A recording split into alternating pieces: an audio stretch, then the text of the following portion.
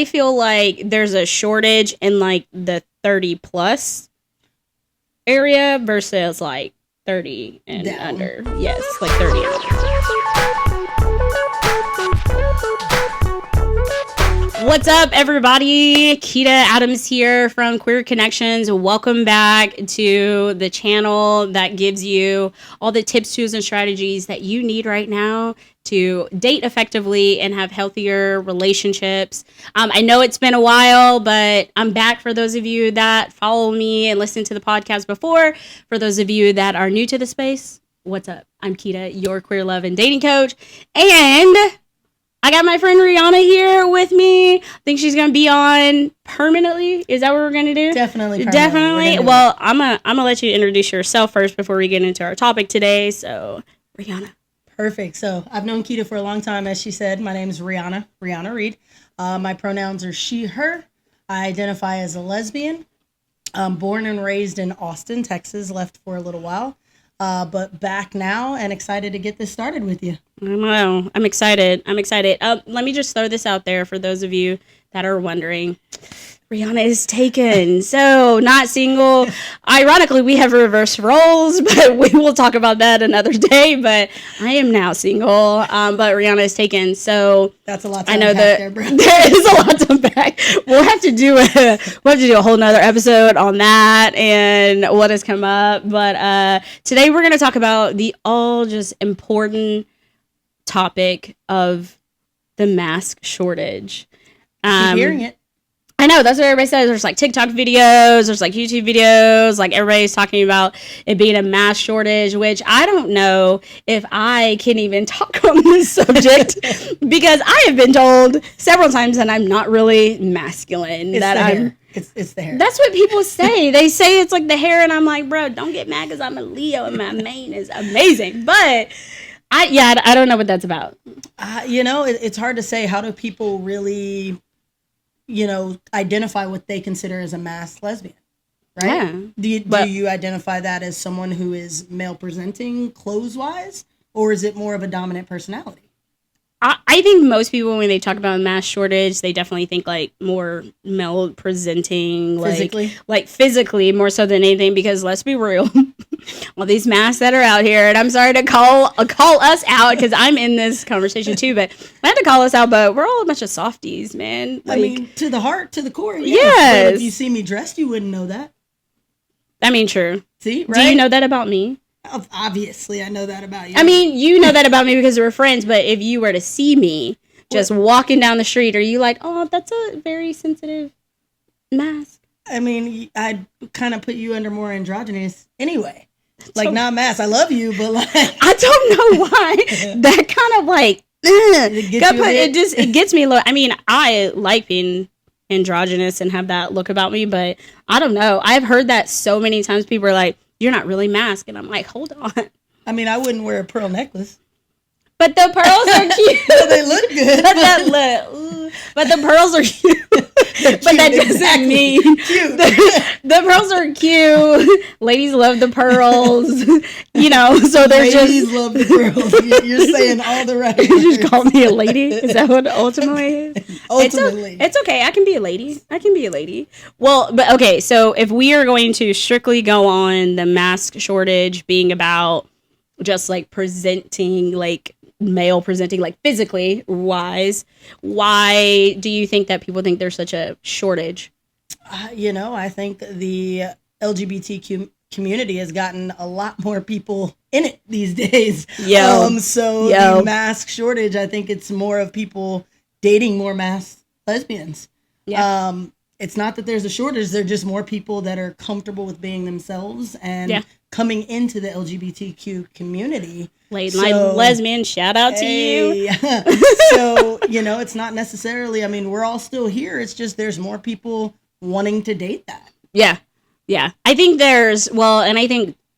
obviously shout out to TikTok for like 2020 pandemic for all the people that realized that they were a lesbian or bi or something, or just like, got sucked into all these mask thirst traps. So I do think that there are, because of that, and then because these people are coming in, they are looking for us mass presenting. I'm not letting this go. You're not going to let it go. I'm not letting this go.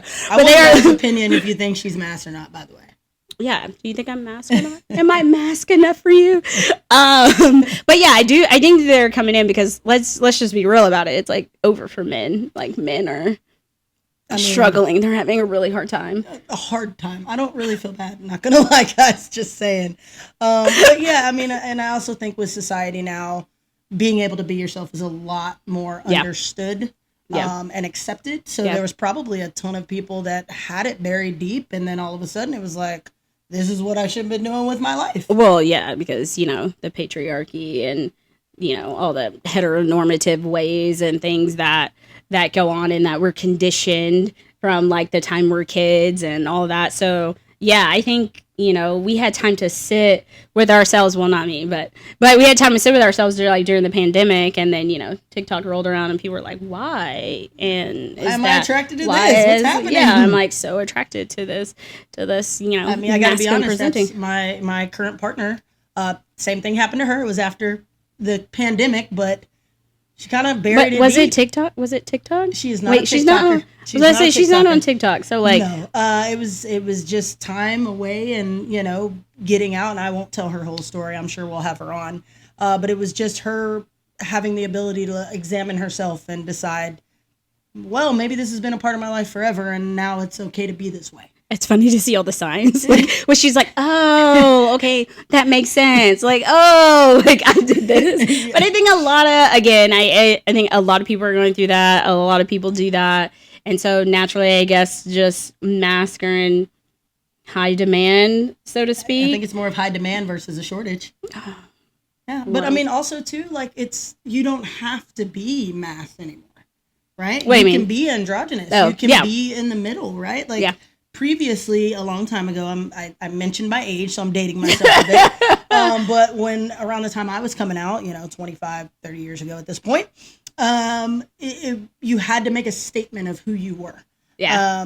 Shouldn't have been the case, but nonetheless, it was. And now you can be and look however you want and identify however you want. Yeah. So, you know, maybe that plays a part into it. Well, I think that, and then I think we're breaking down the concepts of relationships, and so I think that relationships are not the same anymore, right? Like, even for the straight couples that are out there, like unicorn hunting, right? It's like people are able to create whatever type of relationship that they want to create. So there's that, and there's, you know, you get to kind of live and be however it is that you want to be and what feels right to you, like on the inside. I will say this, though, which is probably not going to help my I'm such a mask point. But when I first came out, I refused to wear like the khaki cargo shorts. It definitely doesn't help you because that's all I wanted to wear.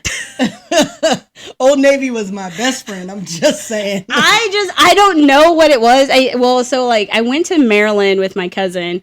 I have an older gay cousin. I call her Pioneer Gay of the family because she just like made it okay for everybody. But like I went to Maryland and I was up there with her and all that, and she's like she's a stud, like hardcore. I'm talking Timbs, baggy jeans, all that. But I just looked and I was like, I don't know, that's not me. Is that and see, I went through that phase. Obviously, everybody's seen Save the Last Dance, so you know I had to rock that outfit when it was popular, right? Like 2000, along with the white girl to go with it. I mean, yes, 100%. I love it. But you know, as the trend set, that's what I wore, right? Because I couldn't even imagine shopping in the women's section in high school. Like it was just never comfortable for me. You still shop there now? Well, that's just because I'm little and some stuff I have to get just because of how it fits me. Uh-huh. So this is supposed to be about the mask shortage, not about whether I'm mask enough or not. But we did ask the question. We're going to let the people decide whether I am masculine or not. Or which I don't care. I can be androgynous. I love it. It's fine. But it fits you. But I do, again, I just, to your point, I think it's more of high demand versus a shortage. Well, I don't know. Okay, because I feel like there's a shortage in like the 30 plus area versus like 30 and under. Yes, like 30 and under. So there's a shortage in the age bracket above. Yeah. But not below. No, or the other way around. No. I don't think there's a shortage in like 30 and below. I think there's a shortage like 30 and up.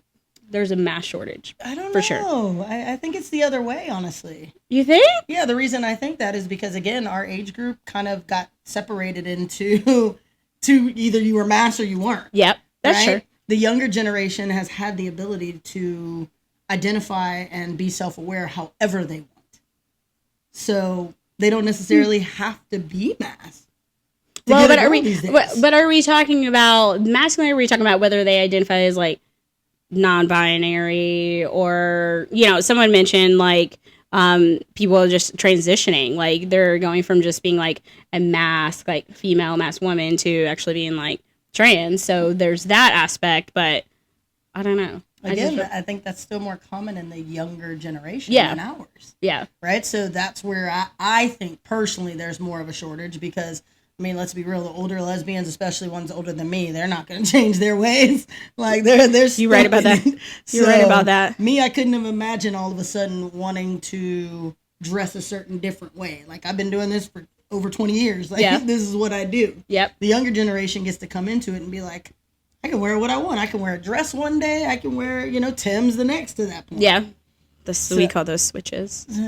Well, sort of. Yeah, sort of. And they're very comfortable within themselves. But I don't know.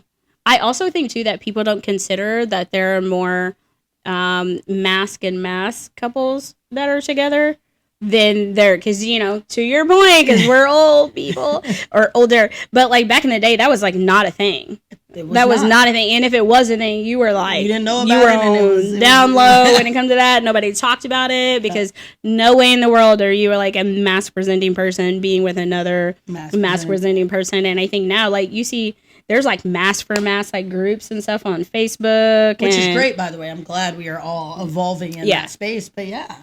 So again, to your point, I think it's still more just high demand. It's okay to do whatever it is you want. And is it a common misconception a Masc is dominant personality? Because that might be why people date Masc people. Oh, because they just think that they have the dominant personality. I feel like that's the thing that happens, right? It's like someone goes in and they go, okay, like, you're a Masc presenting person, you're going to be direct and assertive and go in and like dominate and all that kind of stuff. But on the inside, we're all a little bit mushy, even those of us that are androgynous.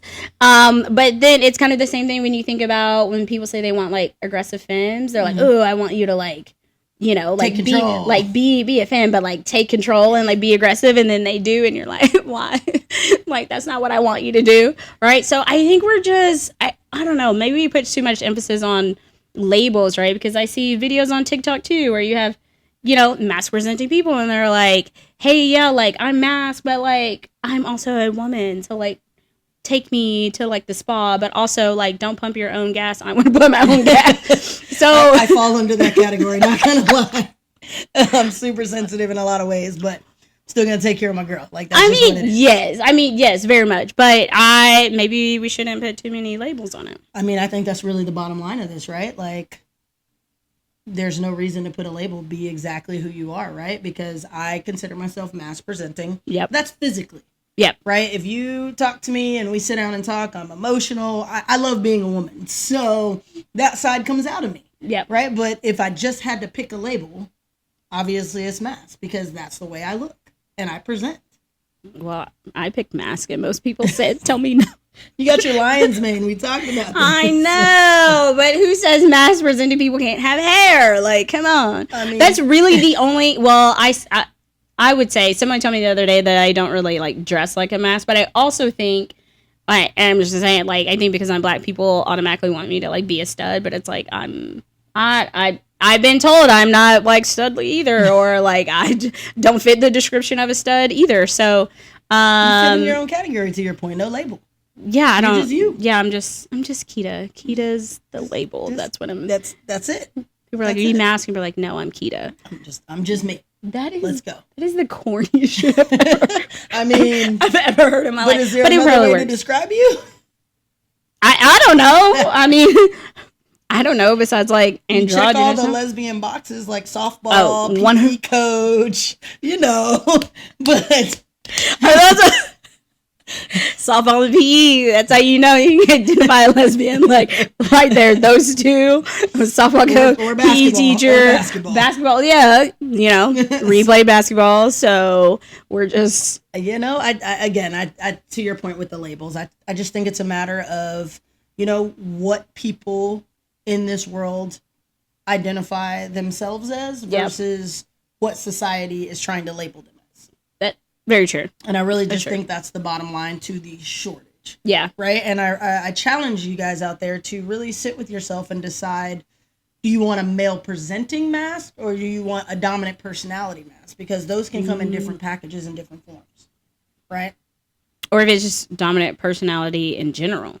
Right? Like, and I think the whole thing with that is like, you got to give people time too. I think people want someone to come in, they want to be dominant and all that, but also if you're like too much of that in the beginning, people will be like, oh, that's just, it's like too much. But it's like, what do you like? Where's the balance? Like, what exactly, like, do you want? You got to give people time to maybe adjust to that, because not everybody wants to come in like super aggressive and all that, because people like that in the beginning, and then they're like, don't tell me what to do, and it's like, but I have been in so many different ways telling you what to do in various forms. And so I think we have to give people a little grace. I think we have to let people kind of be who they are, but people apparently are out here looking for masks, and I think that boosts up. I think there's just this boost that masks now have, right? Because they know it's like a shortage, and like people are looking for them, and so I'm not gonna lie, I got a little bit of that, like being out and about doing what I'm doing now. A little bit of that. Just like we're in high demand, although you're in high demand. I'm in high demand. Let me not discard myself, but yeah, like masks are in high demand, so I think it gives us a little like, because that's that edge, that little bit of arrogance. Like, let's be real about it. Am I arrogant? Am I being arrogant? Just in general. Okay. Us in general. Yeah. Like, I'm a little arrogant about it. Like, I'm like, yeah, we're a dying breed. Let's go. I'm Not a dying breed. We're going extinct. Oh, my God. I mean, it's true, though. It's true. I mean, I don't know. I guess. I mean, or maybe we're just... How many mask friends do we really have? More than most people. Which is not very many. Because and maybe that's why there's so much like competition between the masks. Probably. Because like as the shortage, you're like, stay in my territory, like shit like that, because like there's so few of us, and we're trying. It's like one pockets. Yes, like one is trying to compete and like lock down like 10 femmes or something like that, and then you got 10. I'm sorry, I'm trying to, I don't know. I mean, sometimes it's saying like I'm trying to get a script. Not for me. No. It may be after this. I mean, I think you bring up a valid point with that, right? Like, yeah. A lot of times, I know I've experienced it, and I've been on both ends of this, where you go to an event or something, and you see another mass, and you don't really engage them as warmly as you should. Yeah. And maybe that has a lot to do with it, right? And I've heard people say, like, yeah, I don't want to hang out with them. They have no idea who they are or anything about them, but it's just that they're mass. So you just automatically dismiss them. We're like dogs. We're like trying to be on their territory. Don't come over here. Stay over there. Like scraping our feet. Like, this is all mine. I mean, we're kind of man. I don't know. I feel like, I don't know. I just don't feel like there's such a shortage, maybe. But I'm also back and newly out here, so I don't know. Yeah, I mean, I was out here previously, not obviously now, and it was really like, I mean, really, you saw a mass few and far between. Like, and again, maybe we just didn't hang out in the same spots or do the same things, but it was few and far between to see it, which is why there was always such a weird dynamic. Yeah. It's like, where'd you come from? I didn't see you the last 3 weeks. Like, bitch, when you just pop up, did you just move here from California? Exactly. I say California because we're in Austin. We're getting a lot of California people moving here. All of them. So, well, not all of them, but a lot of them. So, yeah, that's kind of a thing of like, didn't see you 3 weeks ago, and like we know the spots to go because and it helps because from here, born and raised. So I'm like, listen, I don't know. But welcome, I'm just saying. But welcome, but what's the shirt you had on? Don't California my Texas. Well, it's one of my favorite shirts. Too late. Too late, because they are definitely here. I have a question, since, you're like the Mac Daddy of them all. I mean, maybe in my 20s. The Mac Daddy of them all. If there is a femme out there that wants to lock down a mask during this shortage, what advice would you give them? Be direct. Because with Masc, I'll tell you, we typically operate with a direct mindset, and if we don't know where you're at with it, we're gonna keep doing what we do. Just cut you off. Or just be done. It's come on with your come on, as they love to say. Does that make us toxic? No, not necessarily, right? We just know what we want.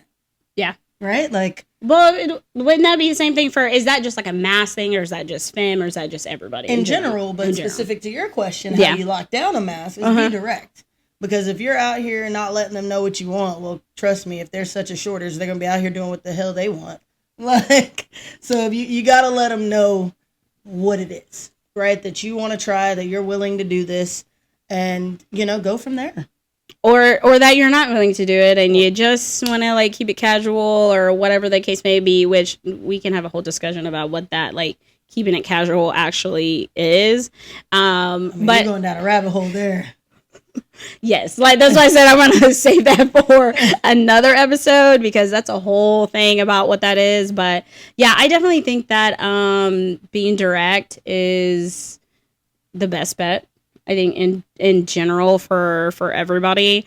I'm trying to think of what advice that I would give besides being direct. I mean, it's hard. As far as, it is kind of hard, because I think it depends right? on the mask you're trying to lock down. It depends on the person in general, right? Yeah. But I think for the most part, blanket across the board, you just, number one, need to be direct, and number two, don't change your mind. You're allowed to change your mind in the way of hey, this is not actually what I want. But the back and forth, which is what happens a lot with Masc. We get a lot of women that are attracted for some way they don't understand, and then they jump in head first and don't know how to hit the brakes, or they switch back and forth. So I would also say, aside from being direct with wanting to do it, is be direct if your feelings change. Yeah. Right? If you're unsure, you're unsure. That's okay. Just be honest about that. Yeah, I think I think that's just a general rule of thumb with dating, of it is very important to just be straightforward, have hard conversations. I think if we have hard conversations and willing to be upfront about it, we won't be so, I don't know, weird when it comes to those conversations of where we are, where we're going, or we won't just ghost someone or dip out on someone because it's just what everyone would deem as toxic, which, I would like to reframe that word, because now it's just a buzzword. Everybody's toxic, which duh. But yeah, I think being direct for sure. Let's see, in order to lock down a mask. Let's not do Masc. How about you? Why? You. To be able to lock me down? Lock you down. We have to be able to have open dialogue and communication about, it doesn't have to be uncomfortable. It just has to be because I'm out here doing what I'm doing. And so I'm very much this is what I'm looking for. This is where I'm at. But see, if you're a coach, it might not be uncomfortable for you, but a lot of people out there, it's uncomfortable. It's uncomfortable, but I'm a safe space, y'all. You can come over and have these conversations with me and be safe about it. But I do understand that it's probably an uncomfortable conversation for most people, for a majority of people. But I tell my clients and that I work with, clarity is the key. If I'm confused, I don't know what's going on, or we've kind of laid out this thing and then there's other things happening over here and it's really confusing. Yeah, I'm a dip. That's true. You're not going to wait around for you to figure it out. But what could combat that is if you're just honest about you not being clear, right? If they just say, hey, Keita, I don't really know where I'm at. I'd love to talk. But they have to say that, right? Like, be honest, be direct. Yeah, like you just gotta say that. Just be like, if you're like, hey, I don't know where we are. I'm like, conflicted. Be like, all right, well, babe, let's go. Let's have a conversation. Let's straighten it out. Let's sit. And if you change your mind, or if you're like, I don't really know, thought I was down for it, maybe not. Cool, great, awesome. Like, great. Great for you. Like, great for you. Like, high five. Like, keep going. Maybe we'd be friends. I don't know. Like, go work yourself out. Like, I'm not trying to like force anything or anything like that. Plus, like, if you're dating, which I encourage people to date multiple people or to see multiple people, then not that it's not going to be stress about like, oh, well, good luck to you. Peace out. And like, I'm not worried about it, especially if stuff going on. But like, it's a whole part of dating. Like, if it doesn't work for you, and if you're like, hey, I got a lot of stuff that's going on, great. All right, cool. Like, and no hard feelings. The key to that point is being clear and upfront. Oh, right? Yeah. Like, that's the key. Clarity is the key. Clear and upfront. Yep. It is okay to change your mind, and it is okay to be honest with that. I don't care if it was 2 hours later. Like, yeah, it's okay. Yeah. Well, because I think we have emotions, and more of us are getting tapped into our emotions because, we're all going to therapy and we're getting healed and stuff like that. But so I think people are a little bit more open to their emotions. They're either open to it or they're like running away from it.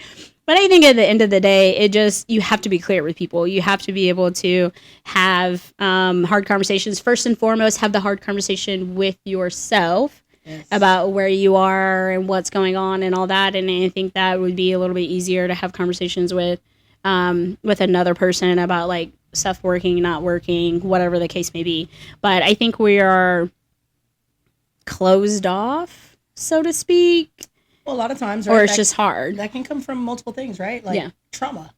Oh, right? yeah. 100%. So if you have been with someone, or, well, and won't even say a partner, just family, and you have never had a safe space to speak and say what you feel without being chastised or just made fun of or dismissed, how do you do that with a stranger? Yeah. Right? Like, it's not easy. But most people do with a stranger because they get all these butterfly feelings that come up, and they'll just be like, blah. Word vomit, right? Word vomit, it just comes out, yeah. But I think you said it best, right? You have that conversation with yourself. Yeah. And once you do that and you forgive yourself and accept yourself for having that conversation, it gets a lot easier to have it with somebody else. Very true. Very true. Point blank, period. Clarity is the key. Just be clear, upfront, all of that. But let's flip the question, right? Instead of just having a femme that's looking for a Masc, what do they need to do?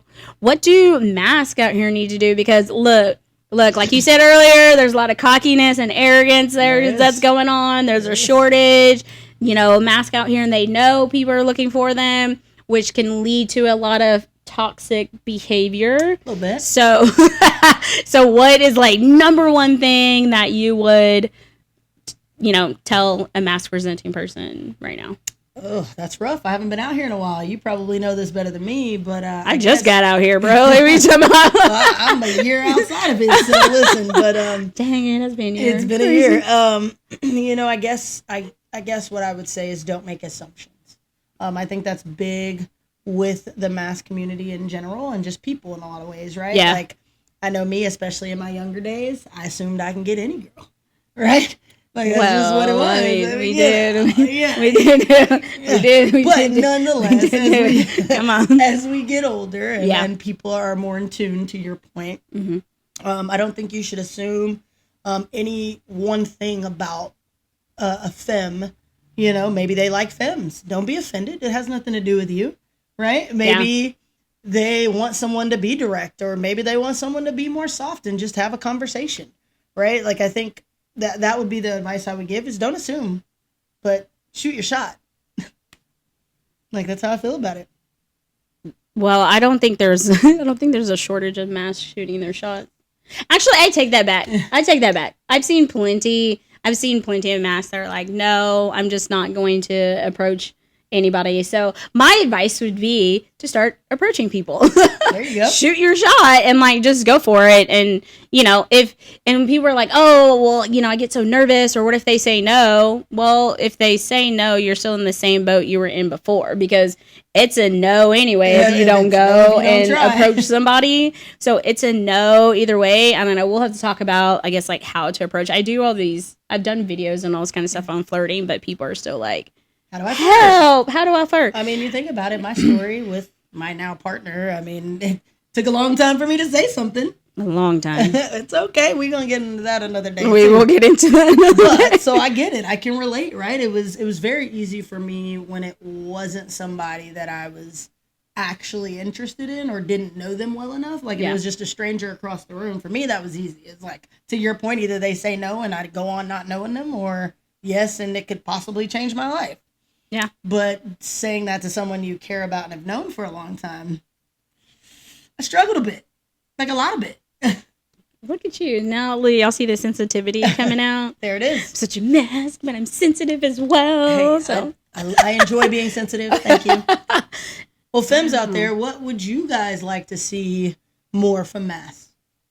Probably to be approached. To be approached. The number one thing I see on TikTok all the time is people are like, how do you know somebody's gay? Or like, I go in and I wear all this rainbow stuff and like nobody approaches me. I know femmes struggle with that. So because they don't look gay. Look, I assume everybody's gay. I mean, at this point it is. It's such a spectrum and all that, but like for whatever reason I attract a lot of bisexual girls.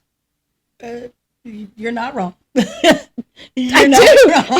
really do. I was thinking about that the other day and I was like, Well, mine was straight women, remember? Women that had never been for with women a really before. long time. Oh my gosh. It wasn't on purpose. It's just what happened. I just let them come in. Out there, right? Like, well, I'm very accepting. Space, right? I'm very accepting of people that are bisexual. So, and that's probably why you. That is very much because a lot of Masc would be like, I ain't doing that. Blah, blah, blah. What if she cheat on me with a man? What if she cheats on you, period, bro? I know. That's what I'm saying. Like, why? What does it matter? But here's the thing. And one of my clients told me this, right? And I think she like got it, right? What the thing is. She said that she knows there are things with other women that she can compete against and win, but she doesn't think the same thing with like men. And I'm like, I wholeheartedly disagree. I'm like, have you met a man? Like,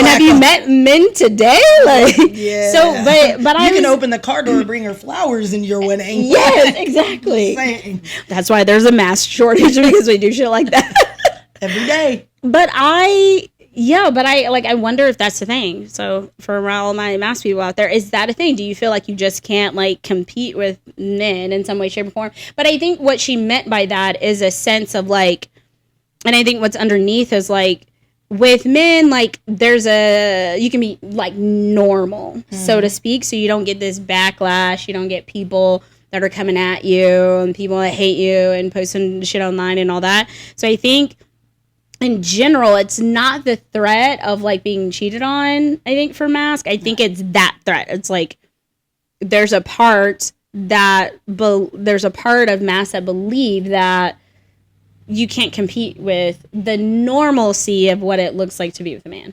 Yeah, I mean, for me, and I, like we talked about briefly, I for a long time only dated straight women because that's what I met, and I was willing to give them a chance. And I think for me, I think it hurt more because I didn't take the time to realize that's probably not who they were. And I jumped in just so excited. And it never worked out in my favor. They all went back to men, which congratulations to them. No harm, no foul. But that was always my issue because to me, no offense to any men out there, but I think I'm better.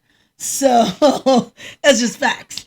Pay more attention, emotional. I mean, women are choosing the bear, so. Exactly. So for me, it was never that competition factor. Yeah. But it was just a matter of, I knew who I was at a very young age. And so I thought these women had some sort of epiphany that let them know that they were doing not what they really wanted when they decided to be with me. But it turns out I was just the experiment. Right? Like that's what got to me about it. Wait, but here's my thing. isn't, because I hear that a lot. I don't want to be somebody's experiment. But don't you experiment with someone your first time anyway? Like, anybody? I didn't. I mean, I knew what I was doing. Well, real quick. Like, it wasn't. I mean, yes, you definitely did. But you had to have that experience with a female the first time. No, touche. But, you know, it's the ones that decide to enter a relationship with a woman when they don't know. Right? If you want to experiment with me, we can experiment all day. Yeah. But don't try and enter a relationship with me if you haven't decided that that's something you've committed to. To your point, clarity. Yeah. Like, hey, listen, like, I've never tried this. I'm attracted to you in a way that I don't understand. Like, can we figure this out real quick? And I don't know what happens next. Right? Like, don't be afraid to hurt my feelings. If it doesn't work, it doesn't work. Look, I can be someone's experiment right now. I think you're already doing that. Right. Please don't say that. Please don't. No, don't say that. You know what? I can give to science. A public servant, I can look. I'm a teacher. I'm a teacher and a coach. And I'm dating relationship. I'm a growth coach. So, like, look at me. I'm You're out just here doing some growing. I'm doing some growing, and I'm helping. I would be helping those of you out there grow. I personally am very proud of your growth you've done. Thank you. Yeah, it's pretty great. The growth I've done lately. It's been pretty great to watch. Vicariously. Yeah. I look good, didn't it? Yeah. I look good helping people. Well, I mean, thanks to you, I'm a great teacher, and you're like pimping me out, so it's fine. That's true. That's my job as your friend. See, get you somebody like this. See, Masc, this is why you gotta be bros, right? It's like, true. This is why you gotta, like, link up, stop, like, hating on each other and competing. We got men to compete with. Exactly. We gotta compete with each other. Well, I mean, we sort of. Not really. Sort of. No, there are some really great guys out there, but they're probably all linked up already and taken. But a lot of them are. Some are not, but yeah. But I also feel like some masks make it really hard because we take on that toxic masculinity stuff that some men have out there going. I feel like the younger generation, not so much. I was just gonna say, I still not go so back much, to, like, but mainly being able. Why there's a shortage. The younger generation doesn't have to do that. Anymore. You know, and we like compete with men. Is that what you're talking about? Compete with men, have that toxic masculinity, and be overly masked to prove themselves, right? Yeah. We were fortunate enough to be in that era where we got to learn to not do that anymore. Because I used to be that person. Absolutely, you know, you met me in 1920. Like, I had to overcompensate. I had to overcompensate. We all did, right? We all did, for sure. This younger generation doesn't have to do that, and we fortunately were in an age where we could still unlearn that behavior. Yeah, well, some of us. Some of us have not. Friends that I have. Oh yeah, they're like set in their ways. There's like no. They're like too old. It's too rooted. It's too ingrained. I think, you know, people around our age were like, okay, we can grow. We can get out of this. And the younger generation, I was like, I just want to love. Like, they really do, like, just like want everyone. 70s are back. Hippies. Yes, like, love everybody. Wants everybody to have the things that they need and to have rights and just be able to function and live a great life and, like, love on each other. I really do think, like, this younger generation is... Yeah, really doing some really, like, teaching us a lot of stuff about just, like, acceptance and, like, being who you are and being authentic. Yes. And just showing up for other people. So shout out to the thank you guys Gen Z for that. Because millennials are like, we'll drive you to the protest. Like, bring snacks. So for all my Gen Z masks, you should find some millennial masks and be like, stop that toxic behavior. Find a couple. Yeah. Find a few to help out there. I feel like that's a whole another conversation of the toxic masculinity. No. Yeah, I mean, 100%. I think we could go down a whole different rabbit hole with the toxic masculinity. Yeah. Again, I came from that space. I don't know if I was toxic. Was I toxic? Bro. We were doing everything together. If I was toxic, you were toxic. Not everything. I've heard some of your stories, bro, and I was like, I don't know if I would have done that. Maybe I would have. I don't believe you even a little bit. Look, I'm androgynous and I'm soft and I'm sensitive and I'm an empath. Now she's separating herself from it. Nah, not at all. I'm walking around here like a mask. So no, it's cool. So what's the final thought on mask shortage? Me personally, I think, to your point and the point we've made a couple of different times, it's not necessarily a shortage. It's just there's more people entering the LGBTQ community, and more importantly, people now have the permission to be authentic. Absolutely. So they don't have to be one extreme or the other. Mm-hmm. And there might be some people still out there looking for that, typical Masc person or female, which is why maybe there's considered a shortage. But I think there's a lot of people out there still that are Masc personality, just maybe not presenting as that way. So more so dominant personality, yes. but not presenting as a Masc. Physically, is what you're saying. Yeah.